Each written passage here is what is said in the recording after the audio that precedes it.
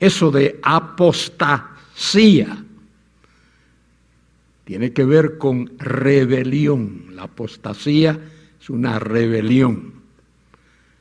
Y la primera rebelión la encontramos en las esferas celestiales, cuando el maligno, cuando Lucifer, Luzbel, se rebela contra Dios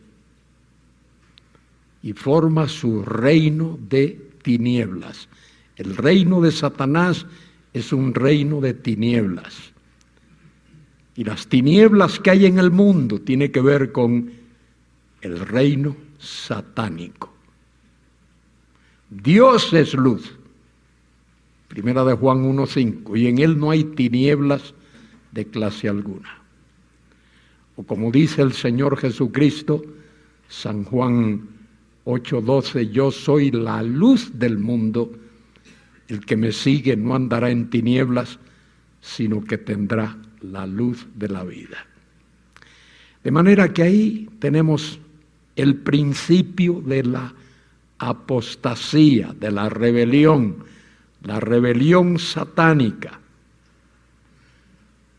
la rebelión y la caída del hombre, el asesinato de Abel de parte de Caín, porque dice Primera de Juan 3:12 que Caín era del maligno. Caín es del maligno. En este mundo hay dos simientes. Hay la simiente de la serpiente y la simiente de la mujer. Son las dos simientes. Caín era del maligno. Abel era simiente de la mujer. Y en el mundo eso es lo que tenemos hoy. Cuando le hablamos a personas del Evangelio, hay muchos que no quieren saber, no quieren escuchar, no quieren tener nada que ver con Dios. La filosofía que impera hoy, lo vemos en Europa mucho más que por acá, aunque por acá también se puede ver. En Europa la idea hoy es: Dios no existe. Y si existiese, no tiene nada que ver con nosotros, ni nosotros con Él. Esa es la filosofía.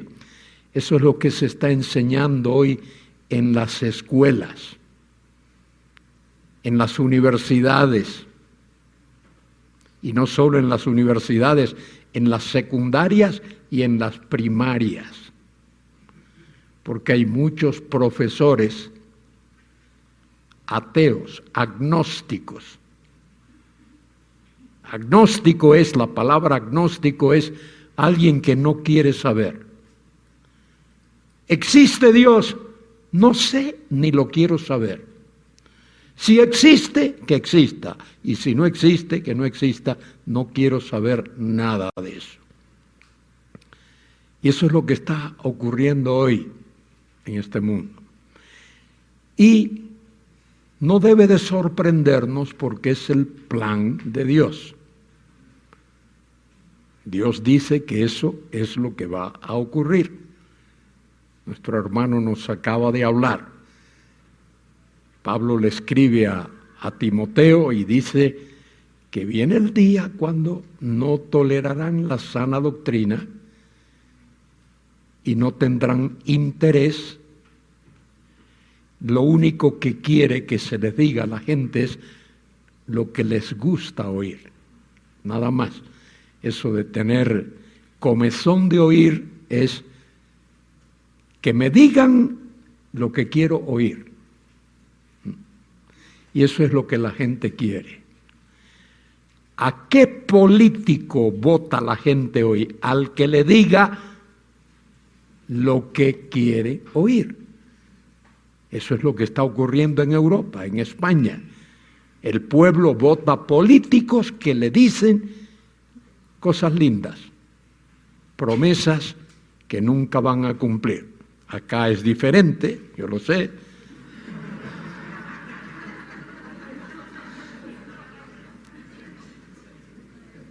¿O somos diferentes allá? Hay un refrán que dice, allá, un dicho, España es diferente. Y algunos decimos, el mundo es diferente. El mundo es diferente. Entonces, ¿qué es lo que vemos? Vamos a repasar lo que vimos esta mañana. Dios es el creador de todo lo que existe. Hubo, si puedo usar la palabra, un momento, un instante, cuando solo Dios existía. Pero Dios diseñó un plan perfecto, plan A, el único que Dios ha tenido. Dios no tiene A y B y C, Dios solo tiene plan A. Y plan A es que Dios quiere un reino que manifieste su gloria. Dios quiere manifestar su gloria dentro del tiempo, dentro de la historia y dentro de los hombres. Ese es el plan de Dios. Y Dios lo está llevando a cabo. Y en ese plan Dios ha incluido la derrota absoluta, total del mal. Pero para que el mal pueda ser derrotado, tiene que existir. De manera que Dios ha incluido el mal dentro de su plan. Dios no es el autor del mal. Dios no es el autor del pecado. Dios es autor de un plan que incluye el mal y que incluye el pecado. Allá en Europa tenemos lindas, preciosas autopistas, autovías y autopistas. En esas autovías y autopistas anualmente mueren mucha gente, accidentes. Pero nunca se oye que a los ingenieros de carreteras se les lleva a los tribunales. No he oído nunca un caso de que hayan llevado a los ingenieros de carretera porque gente muera en las carreteras. Esos ingenieros que diseñaron esas autovías, autopistas, carreteras, las diseñaron sabiendo que anualmente ahí va a morir un montón de gente. Esos ingenieros son autores de un plan que incluye la muerte de muchas personas. Y eso es en todos los sitios del mundo, incluyendo México. Bueno, Dios es el autor de un plan que incluye el pecado, pero Dios no es el autor del pecado. Dios es el autor de un plan que incluye el mal, pero Dios no es el autor del mal.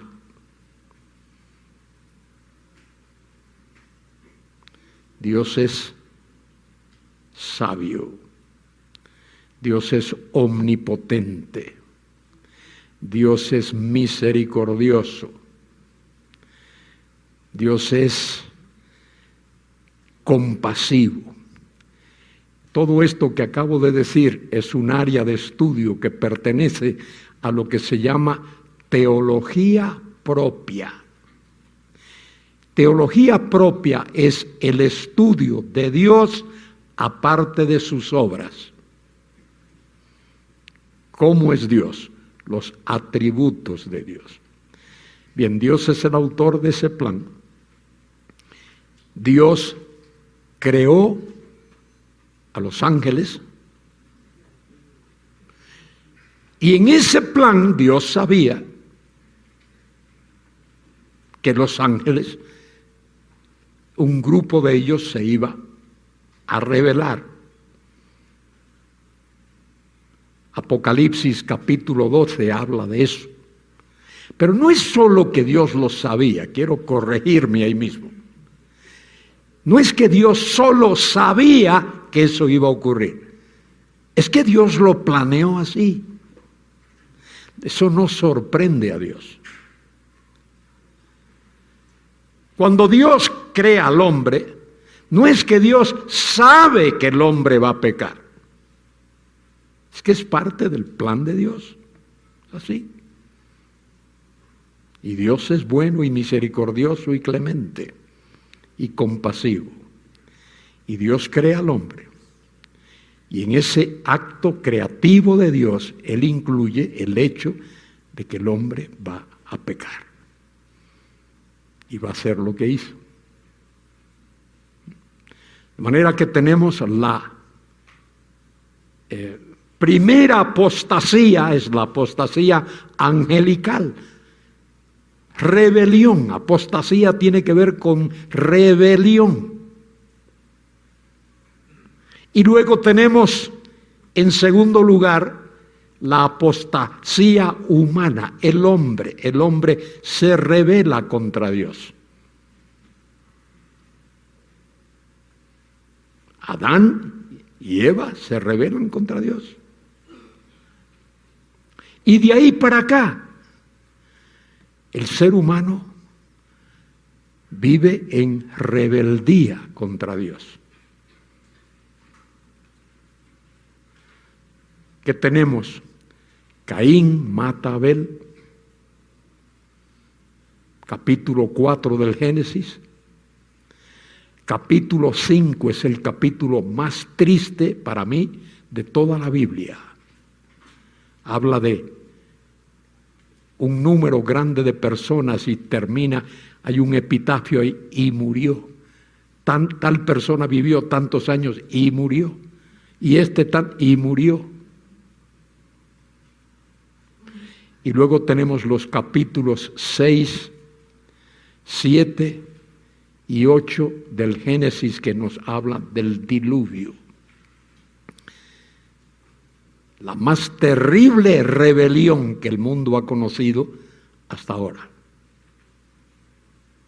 Terrible rebelión. Apostasía. Apostasía es rebelión. Rebelarse contra Dios, contra la autoridad de Dios. Y la Biblia dice que el pensamiento del hombre era de continuo el mal, solo el mal. Y Noé predicó 120 años. ¿Qué predicó Noé? La justicia de Dios. Noé fue un pregonero de justicia. Creo que los predicadores, ahí me incluyo, no explicamos bien el tema de la justicia de Dios. Se ha mencionado ya aquí varias veces Martín Lutero, tremendo hombre. Martín Lutero pensaba que la justicia de Dios era que Dios iba detrás de uno con un garrote. Te equivocaba, bingo. Te equivocaba, otro garrotazo. Eso es lo que Martín Lutero creía. Hasta que Martín se pone a leer, creo que fue el Salmo 71, me parece, donde habla de la justicia de Dios. A ver si encuentro ese salmo.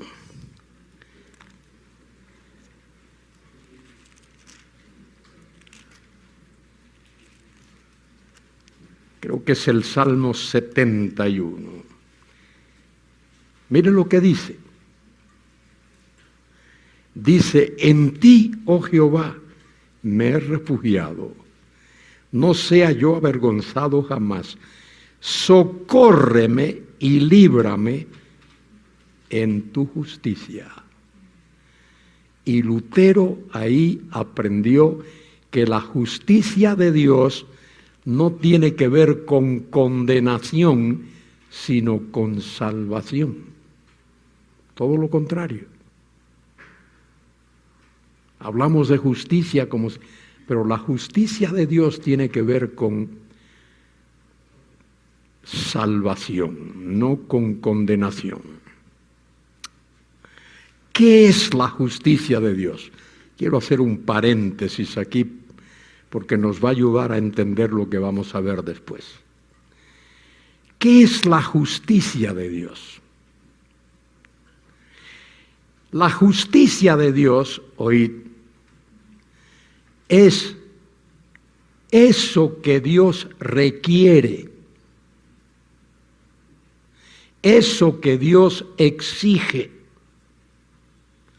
o demanda para que alguien pueda entrar en su presencia. Fíjese, para que alguien pueda entrar en la presencia de Dios, tiene que comparecer. Fíjese, tiene que comparecer vestido o revestido con algo que se llama la justicia de Dios. Nadie puede entrar en la presencia de Dios si no lo hace recubierto de o recubierto con la justicia de Dios. Y fíjese otra cosa. Para que alguien pueda entrar en la presencia de Dios, tiene que ir revestido con una justicia exactamente igual a la de Dios. No una justicia parecida, no una justicia semejante, sino una justicia exactamente igual a la de Dios.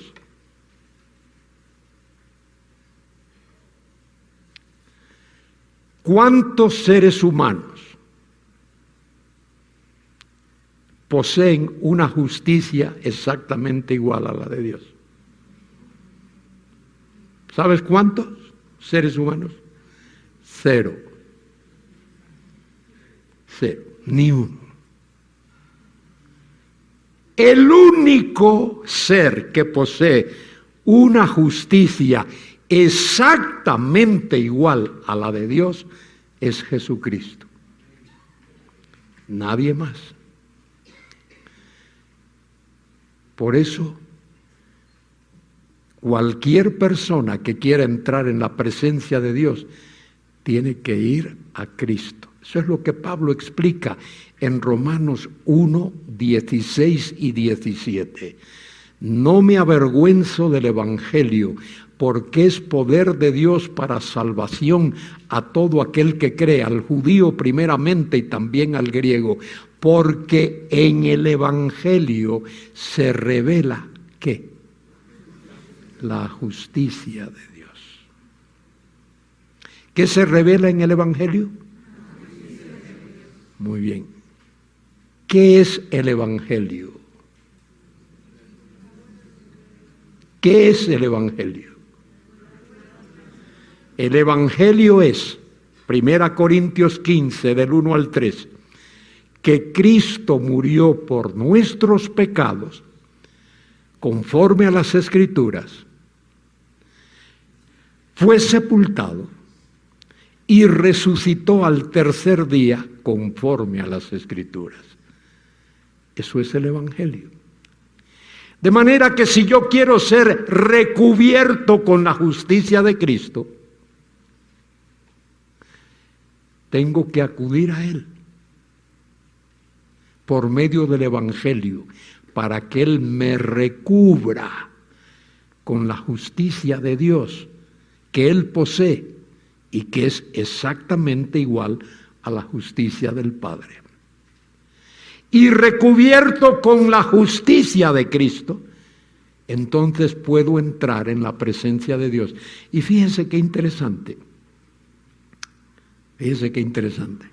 Cuando voy a Cristo, Él no solo me recubre con su justicia, que es exactamente igual a la justicia de Dios, sino ¿sabe lo que hace Él? Me acompaña a la presencia de Dios. Porque Él dijo, yo soy el camino y la verdad y la vida. Nadie, cero, nadie viene al Padre si no es por mí. Él te acompaña, no solo te recubre con su justicia, sino te acompaña a la misma presencia del Padre.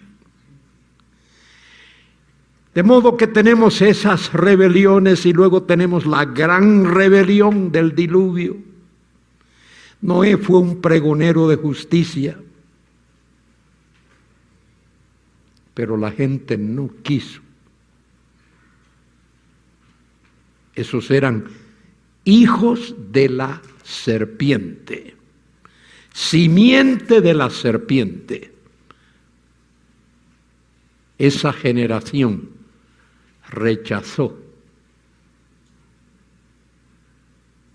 el evangelio, las buenas nuevas que Noé les predicó. ¿Y sabe lo que dijo Jesucristo? Mateo 24, que tal como fue en los días de Noé, así será en los días próximos a la segunda venida del Hijo del Hombre. ¿Qué hacían en los días de Noé? Comiendo y bebiendo, casándose y dándose en casamiento, pasándolo bien, alimentando la carne, divirtiéndose. Y dice el Señor, hasta que vino el diluvio, ¿y cuál fue el resultado? Se los llevó a todos. Se los llevó a todos. La generación en la que a ti y a mí nos ha tocado vivir es muy similar a la de los días de Noé. Como dije hace un ratito, en Europa la idea es, Dios no existe. Y si existiese, no hace falta. Si existiese, no hace falta. Ese es el superintelectualismo del día de hoy. Bueno, pasa el diluvio, la humanidad comienza a multiplicarse de nuevo, ¿y qué tenemos? Génesis capítulos 10 y 11. ¿Qué tenemos allí? La Torre de Babel. Y allí en la Torre de Babel se menciona a alguien, a un hombre llamado Nimrod. Génesis 10:9, Nimrod. Dice que Nimrod era poderoso cazador, ¿qué más? Delante de Jehová. Pero fíjese, si usted lee el comentario de Kylie Dalish, antiguo comentario, pero muy bueno, Kylie Dalish, ¿lo digo o no lo digo? Lo digo. Pueden leer el comentario de Génesis de un tal Carballosa que menciona esto que voy a decir ahora. Esa expresión que Nimrod, lindo nombre, ¿verdad? Cuando tengas un hijo, ya puedes ponerle ese nombre, Nimrod. Si uno de mis hijos le pone ese nombre a un nieto mío, lo desheredo ahí mismo. Queda desheredado por el resto de su vida. Bueno, esta es la cosa. Cuando dice ahí, Nimrod era poderoso cazador, la palabra delante, ese adverbio o esa preposición, delante de Dios, uso adverbial de esa preposición, significa en contra de Dios. Nimrod era poderoso cazador en contra de Dios. ¿Sabe lo que eso quiere decir? Que cuando alguien quería acercarse a Dios, Nimrod le decía, psst, psst, psst, ven acá, por ahí no, por acá. Nimrod impedía que personas fuesen a la presencia de Dios. Poderoso cazador en contra de Dios. Eso es la Torre de Babel. Y después de la Torre de Babel, que está en Génesis 9 y 10, tenemos al final del capítulo 11, allí aparece la familia de Abraham. Y eso es muy importante en la teología bíblica, porque hubo un hombre llamado Abraham, al cual Dios cambió su nombre y le puso Abraham. Gran padre es Abraham, padre de multitudes es Abraham. Y Dios llamó a ese hombre de Ur de los Caldeos. Escuche, Abraham era un idólatra. Dios soberanamente, su soberana gracia, su soberana voluntad, su bondad infinita, Dios llamó a Abraham. Y Dios hizo un pacto con Abraham. Génesis 12 del 1 al 3. Sal de tu tierra y de tu parentela y de la casa de tu padre y ven a la tierra que yo te voy a mostrar. Te voy a hacer grande, te voy a bendecir tu descendencia. Hay 7 cosas que Dios le dice ahí a Abraham. Voy a bendecir a los que te bendigan y voy a maldecir a los que te maldigan. Y Dios hizo pacto con Abraham. Un pacto incondicional. Pacto incondicional es aquel en el cual Dios no pone condiciones. Dios le dijo a Abraham, te voy a bendecir. Y en Génesis 15:6 dice que Abraham creyó a Dios y su fe le fue contada por justicia. Y en Génesis 15:18 dice, en aquel día Dios hizo pacto con Abraham. Pacto incondicional. Y ese pacto incondicional incluye la promesa de la venida del Mesías al mundo.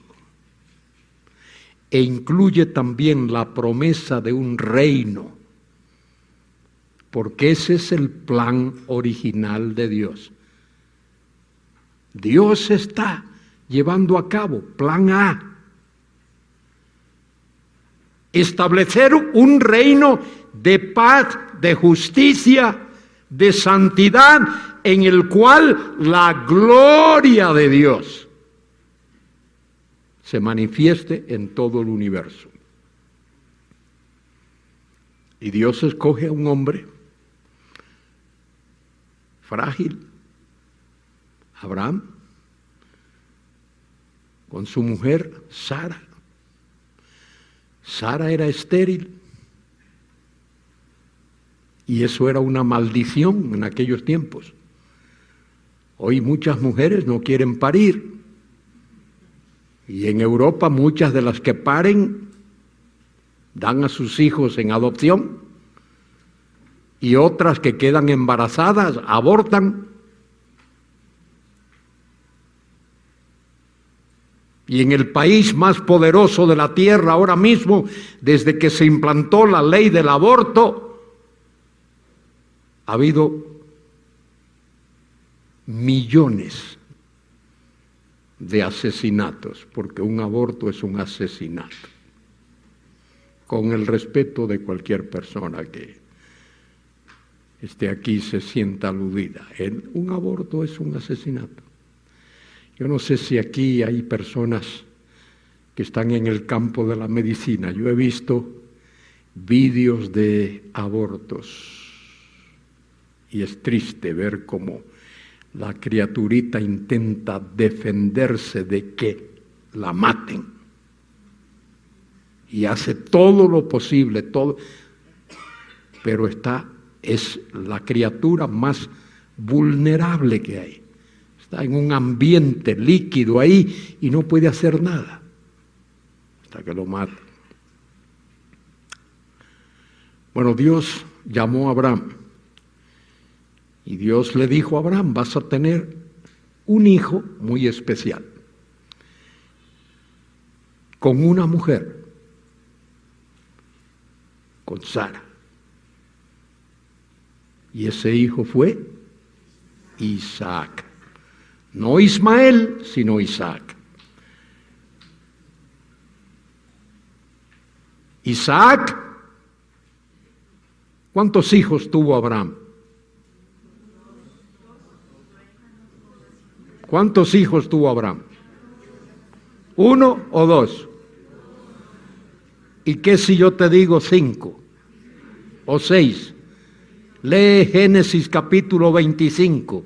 Porque Abraham tuvo otra mujer llamada Cetura, y con Cetura tuvo 6 hijos, más 2 que había tenido, 8.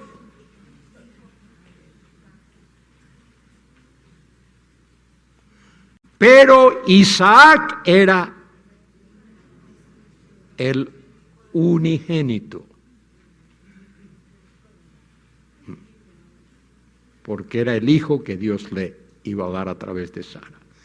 Y luego Isaac tuvo 2 hijos, Jacob y Esaú. ¿Quién era el mayor? Esaú. Él tenía el derecho a la primogenitura, pero la vendió miserablemente. ¿Cuál de los dos era mejor? ¿Esaú o Jacob?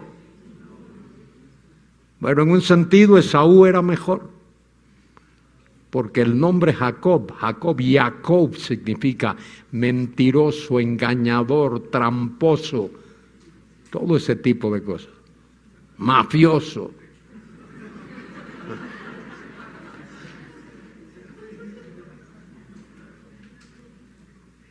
Pero Dios escogió al sinvergüenza, al engañador, al mafioso. Dios lo escogió porque Dios es soberano. Y Dios escogió a Jacob. Y a Jacob le dio una docena de hijos, varones, aparte de las mujeres. Y al número 4, el hijo número 4, ¿quién era? ¿Quién era el cuarto? Judá. Dios mandó al Mesías a través de Judá.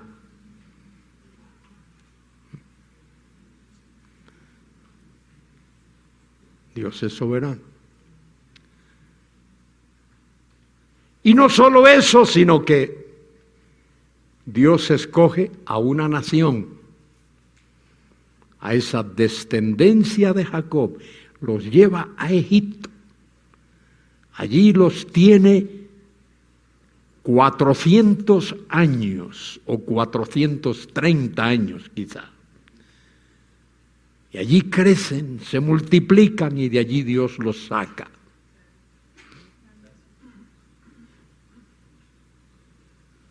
Y Dios les da una ley. Dios hace un pacto con la nación de Israel. El pacto que hizo con Abraham era un pacto incondicional. El pacto que hizo posteriormente con David era un pacto incondicional. El nuevo pacto que Cristo inauguró en el aposento alto es un pacto incondicional. Pero el pacto que Dios hizo con Israel por medio de Moisés es un pacto condicional. Si haces esto, vivirás. Los otros pactos no, eran todos incondicionales. Bien, Dios hace ese pacto con la nación de Israel. Y les dice, fíjese, vamos a ir un momentito ahí al Génesis otra vez, capítulo 15.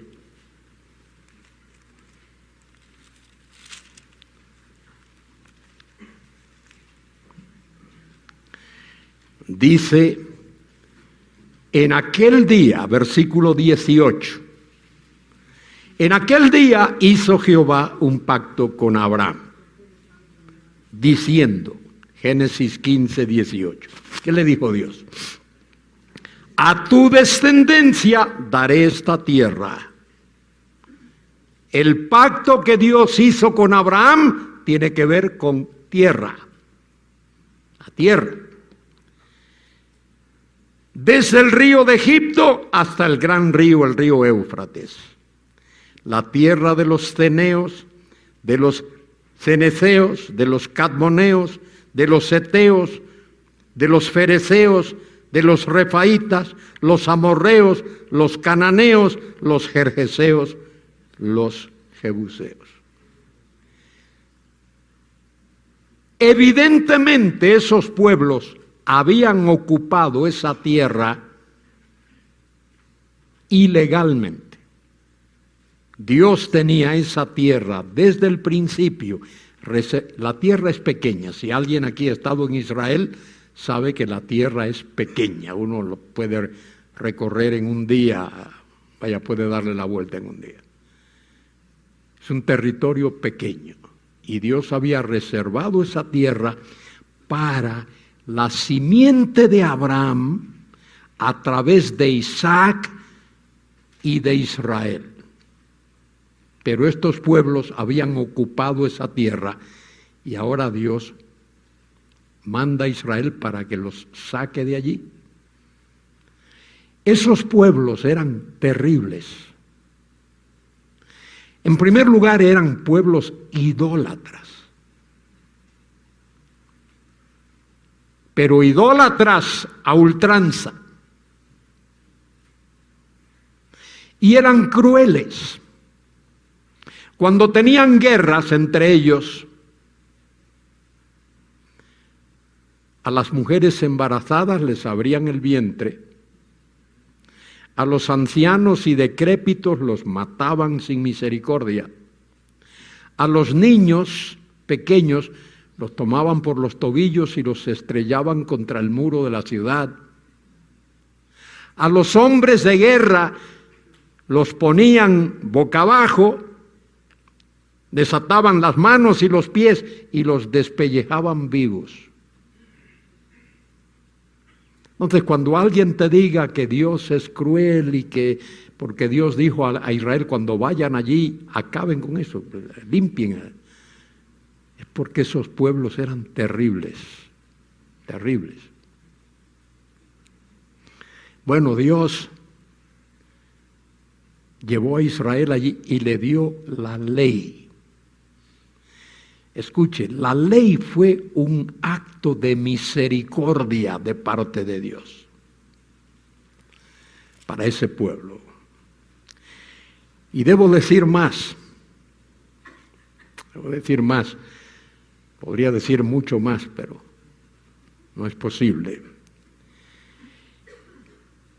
Dios puso a Israel en ese trocito de tierra, rodeado de naciones enemigas,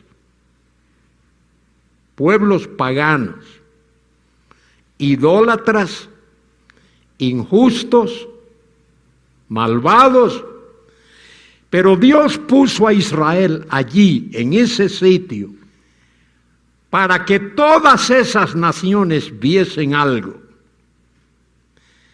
viesen a esa nación crecer y prosperar.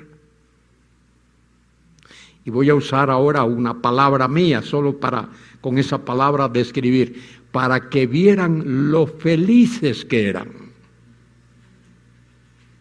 Porque la ley era para eso, era para bendición, para que el pueblo fuese feliz. Adorar a Dios sobre todas las cosas. No tener dioses ajenos. Porque hay un solo y único Dios vivo y verdadero. Y Dios puso a ese pueblo allí en ese sitio, en el centro del mundo, para que todas las naciones viesen a ese pueblo crecer, prosperar, ser felices y preguntarse cuál es la razón. ¿Por qué este pueblo prospera? ¿Por qué es feliz? ¿Por qué se multiplica? ¿Por qué? Y la respuesta era porque este pueblo adora a Yahvé, a Jehová, Dios, el único Dios vivo y verdadero.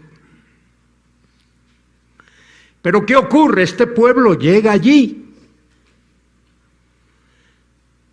a esa tierra, la tierra de Israel. Esa tierra no es Palestina, esa no es la tierra, esa es la tierra de Israel, que Dios le dio a Israel. Ese pueblo llega allí, ¿qué hace? Comienza a imitar a las naciones.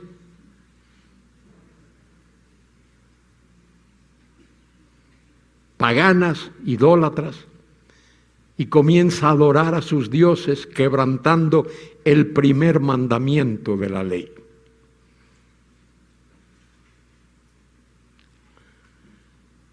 Y por fin llega el día en que el pueblo le dice a Samuel, el profeta: queremos tener un rey como las demás naciones. Mire, en el plan de Dios, léase Génesis 17, ahí está, en el plan de Dios estaba darle un rey a la nación. Pero la nación no hace eso, no espera que Dios le dé. La nación debía de adorar a Dios y Dios ser su rey. Y a la postre Dios les iba a dar un rey. Y cuando el Mesías venga, Él va a ser el rey. Va a reinar en medio de esa nación. Pero ¿qué es lo que pide el pueblo? Queremos ser como las demás naciones. Esa era la motivación de tener un rey. Ser como las demás naciones. Y Dios le dio a Saúl. ¿De qué tribu era Saúl? De la tribu de Benjamín. No era de la tribu que Dios había escogido. ¿Cómo sabemos que no era? ¿Qué dice Génesis 49, 10? 9 y 10. El cetro no se apartará de Judá, ni el dador de la ley de entre sus pies, hasta que venga Silo. Y Silo, la palabra Silo, es otro nombre para el Mesías.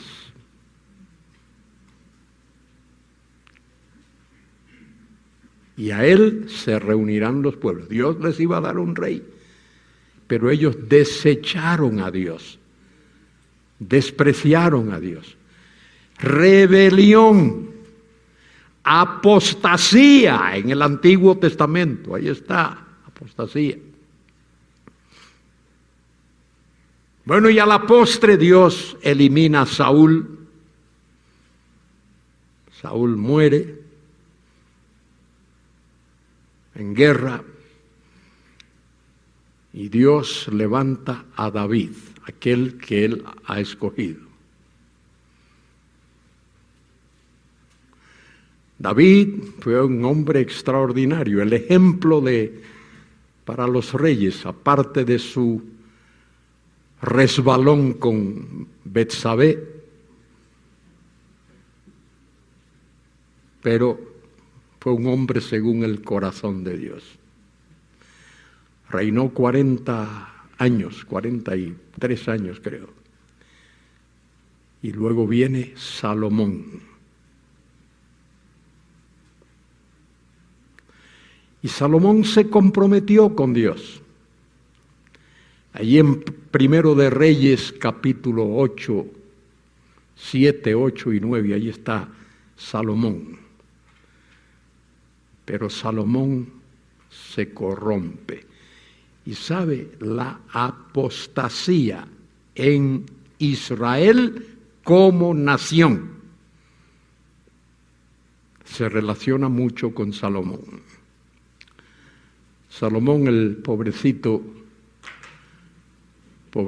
Salomón tuvo 700 esposas y 300 concubinas. ¿Qué hace un hombre con 700 esposas? Pero ¿sabe por qué la Biblia menciona eso? Porque esas esposas, la primera que tuvo fue una egipcia. Y Egipto era una nación idólatra en Egipto. El piojo era Dios, la rana era Dios, el sol era Dios, la luna era Dios, el Nilo era Dios, el polvo de la tierra todo era un Dios en Egipto.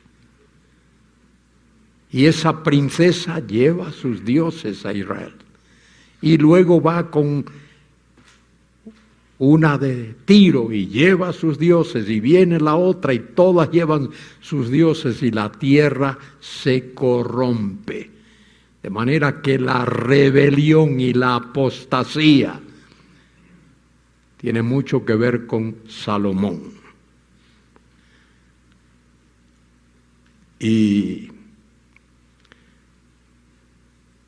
lo dice en la Escritura, que fue precisamente en tiempos de Salomón. No hizo como hizo David.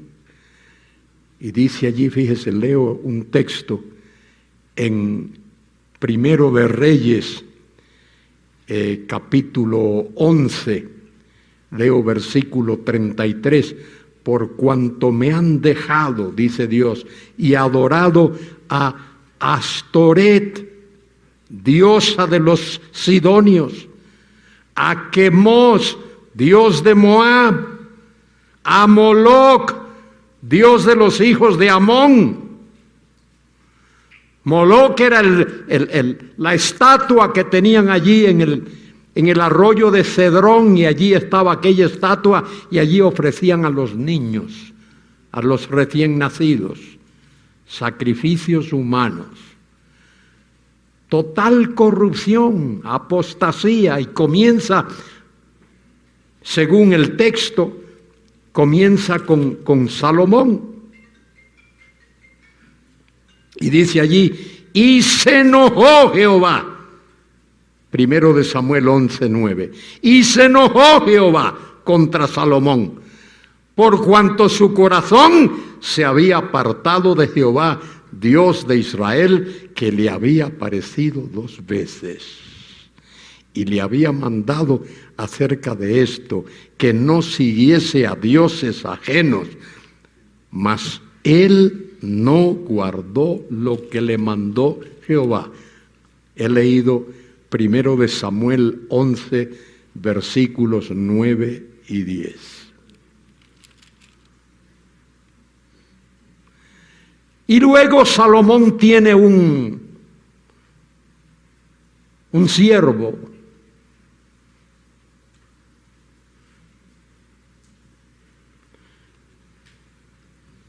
y ese siervo quiere armar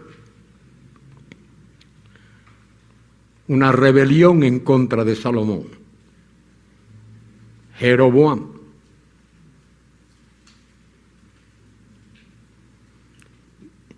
Y Salomón lo descubre y lo va a matar. Pero antes de que lo mate, Jeroboam huye a Egipto. Y está en Egipto hasta que Salomón muere y Roboam, el hijo de Salomón, ocupa el trono. Pero Roboam no había aprendido. Cuando ocupa el trono, llama a los ancianos y consulta con ellos, ¿qué debo hacer? Y los ancianos le dicen la verdad, mira, tu padre nos apagulló con impuestos. Por favor, disminuye esos impuestos. Aliviana nuestra situación. Pero Rehoboam no estuvo contento con eso y llamó a los chamacos, a la juventud, decimos en gallego una palabrita que no, a los rapaces, y le pregunta, rapaces, ¿qué hago? Dile al pueblo, le dicen los rapaces, mi padre os puso impuestos, pero yo lo voy a triplicar. El dedo meñique de mi padre.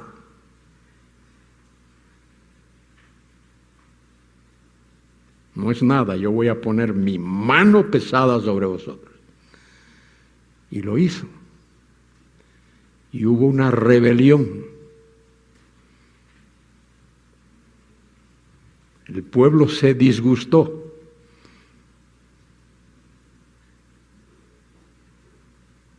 ¿Y quién aparece en la escena? El Jeroboam que se había ido a Egipto.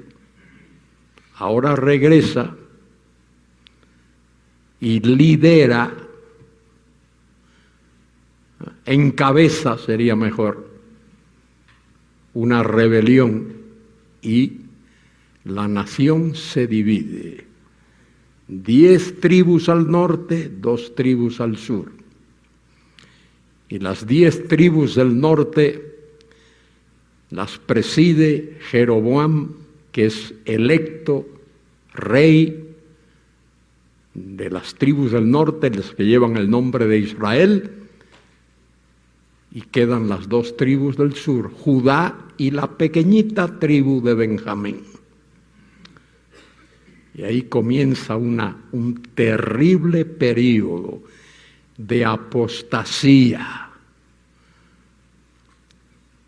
Los reyes del norte, todos son malvados. Hacen lo contrario de lo que Dios ha mandado. Y particularmente el Jeroboam, que reúne al pueblo y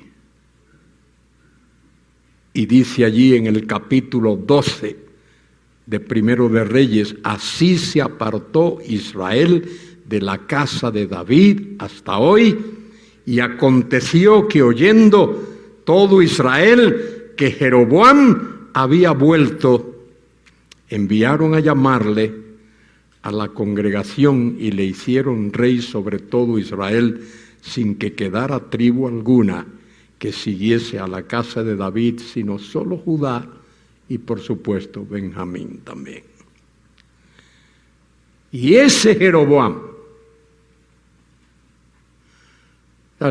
Casi todo el mundo tiene un apellido, incluso personas en la Biblia. Cuando tú lees Nicodemo, el apellido de Nicodemo no era ni Pérez, ni Rodríguez, ni Fernández. Era el que vino a Jesús de noche. Rahab tenía un apellido, la ramera. Jeroboam tenía un apellido. ¿Cuál era el apellido de Jeroboam? El que hizo pecar a Israel. Qué apellido más terrible. Y eso lo leemos una y otra vez, en Primero de Reyes, en Segundo de Reyes. Jeroboam, el que hizo pecar a Israel. ¿Cómo hizo pecar a Israel? Jeroboam se dio cuenta de que el pueblo iba a Jerusalén a adorar, a las fiestas anuales, comenzando con la Pascua y terminando con la fiesta de los tabernáculos. Y él dijo, eso no lo puedo tolerar, eso hay que cambiarlo. Entonces se hizo 2 becerros de oro. Puso uno en el norte, allá en Dan, y otro en el sur, en el límite sur, en Betel. Y le dijo al pueblo, ya no iréis más a Jerusalén a adorar. Tenéis aquí este becerro y este otro. Los que están cerca de Dan van a Dan, los que estén cerca de Betel a Betel. Rebelión, apostasía. De manera que la apostasía tiene una larga historia. En el Antiguo Testamento tiene una larga historia.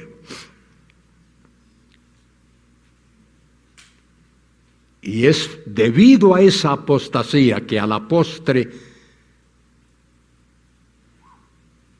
la nación de Israel, las tribus del norte, en el año 721 antes de Cristo, son llevadas cautivas por Asiria y distribuidas en varios lugares con territorios controlados por Asiria.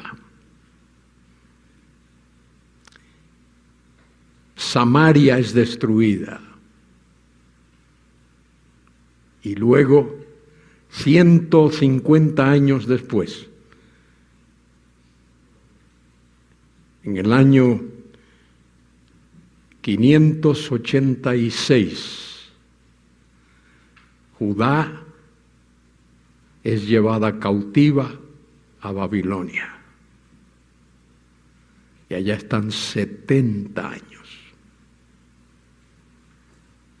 Jeremías lloró, por eso le llaman el profeta llorón, lloró por lo que pasaba con Judá y Benjamín. El año 626 antes de Cristo, Jeremías está predicando y predicando y predicando hasta que tiene que escaparse a Egipto porque lo iban a matar.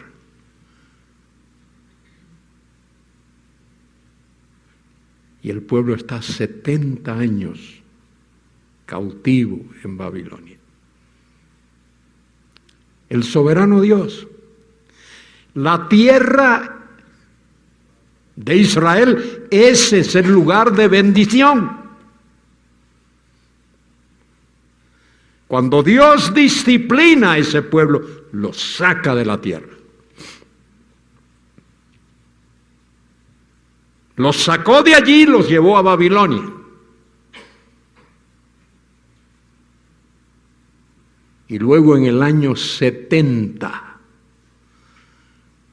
los romanos destruyeron Jerusalén y tuvo lugar la diáspora, pueblo esparcido hasta el día, prácticamente hasta el día de hoy. Hay más judíos en el mundo fuera de Israel que en Israel. Hay más de 15 millones de judíos esparcidos por el mundo. El primer guía que tuve en un viaje que hice a Israel era un judío mexicano.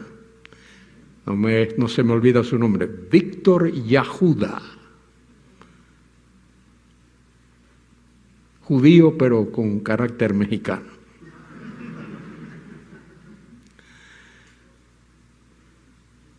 Pero fíjese, Dios no se ha olvidado de su pueblo.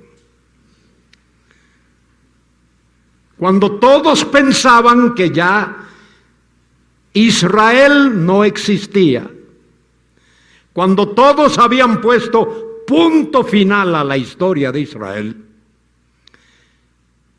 el 15 de mayo de 1948 se constituyó el Estado moderno de Israel. Y ahí está como testimonio.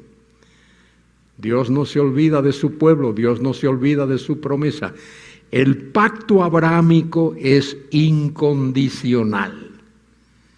Dios promete que esa simiente de Abraham, a través de Isaac y de Jacob, va a durar para siempre. Para siempre. Nadie puede destruir a esa nación. Nadie puede borrarla del planeta Tierra. Lo han intentado. Hitler lo intentó. Y otros lo han intentado. Nerón, otros lo han intentado. No puede. Porque Dios prometió a Abraham que su simiente iba a perdurar para siempre. A pesar de la idolatría, que es problema serio con ellos, hoy no, pero en aquello...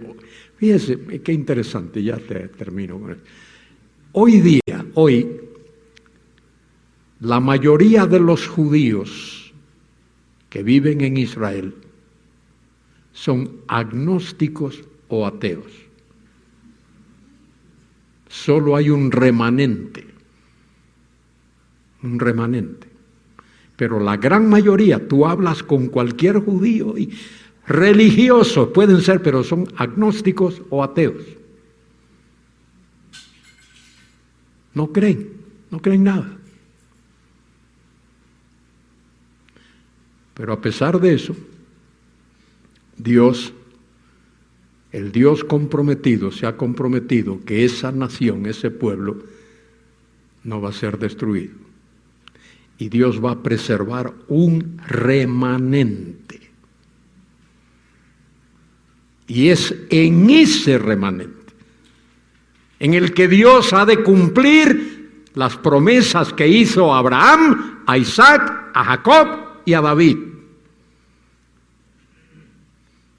Y ese es el argumento que Pablo presenta en Romanos capítulos 9, 10 y 11.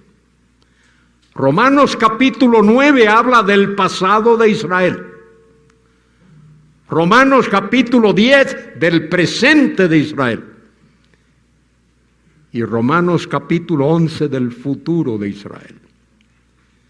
Y Pablo dice allí en dos ocasiones, lo dice en el capítulo 9 y en el capítulo 11, que viene el día cuando todo Israel será salvo. Cuando dice allí todo Israel será salvo, no significa todo judío. Todo Israel será el remanente. Esto lo dice Zacarías 13:8. Zacarías 13:8 dice que la totalidad del pueblo va a pasar por ese periodo de tribulación y una tercera parte será salva. Esa tercera parte, dice, 2/3 partes son destruidas. Fuera, listo, acabó. Una tercera parte permanece. Esa tercera parte que permanece, ese es todo Israel. Todo Israel es lo que queda después de que la nación pase por ese período que se llama la Gran Tribulación. De paso, la Gran Tribulación es la semana 70 de Daniel.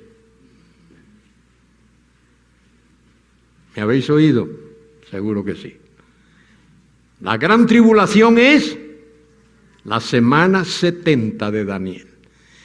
Las 70 semanas de Daniel, todas, tienen que ver con la nación de Israel. 69 de esas semanas ya se han cumplido. Falta una sola semana por cumplirse. Es la semana 70. Esa semana 70 equivale a la Gran Tribulación, que será 7 años. Y si alguien tiene problemas para entender por qué se habla de que esa semana es de 7 años, que se lea Levítico 25, para que vea particularmente el versículo 8, Levítico 25. Allí dice que en la cultura judía hay no solo semana de días, hay semana de años. Y ahí lo dice, Levítico 25:8. Esa otra semana de años, esos son 7 años, en los cuales la simiente de Abraham, a través de Isaac, de Jacob, David, va a pasar por ese periodo llamado la Gran Tribulación. Cristo lo dijo, Mateo 24:21, habrá gran tribulación, cual no la ha habido nunca antes ni la habrá jamás. Y esa gran tribulación es para la nación de Israel y para el mundo gentil que ha rechazado a Dios. La iglesia no se relaciona con esa semana 70 de Daniel. Es más, si te fijas ahí en Apocalipsis 3:10, Apocalipsis 3:10, allí puedes verlo con mucha claridad, si quieres tener la claridad. Dice allí, Dios le promete a la iglesia en Filadelfia y a nosotros también, por cuanto has guardado la palabra de mi paciencia, yo también te guardaré. Mire lo que dice, tiene su Biblia abierta, mire lo que dice. Que muchos que no creen en que la iglesia va a ser librada de la tribulación, no leen el versículo bien. Mire lo que dice ahí. Por cuanto has guardado la palabra de mi paciencia, yo también te guardaré de la hora de la prueba. No dice te guardaré de la prueba, te dice te guardaré de la hora de la prueba, el tiempo mismo de la prueba. Y mire lo que dice, de la prueba que ha de venir sobre el mundo entero. El mundo entero, toda la tierra.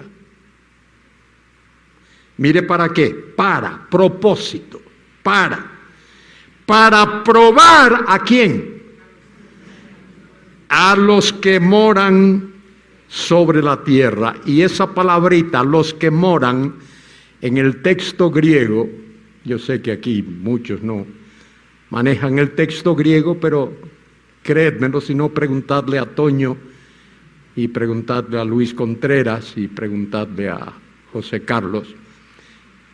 La palabra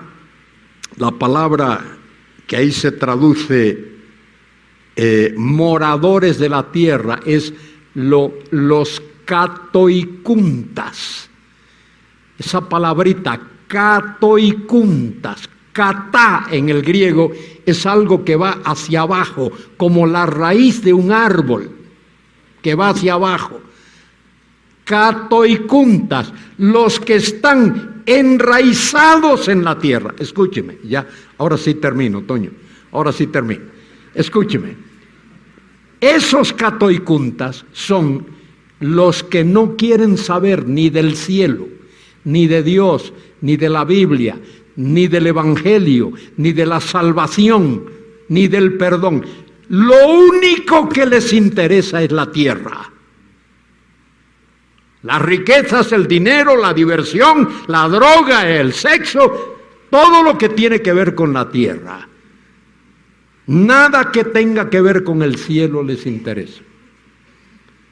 Y dice que la gran tribulación es para probar a los moradores de la tierra, esos katoikuntas, gente que solo está interesado en la tierra. Querido amigo, si tú estás aquí, amiga, y no tienes a Cristo en tu vida, dale cabida a Cristo ahora mismo.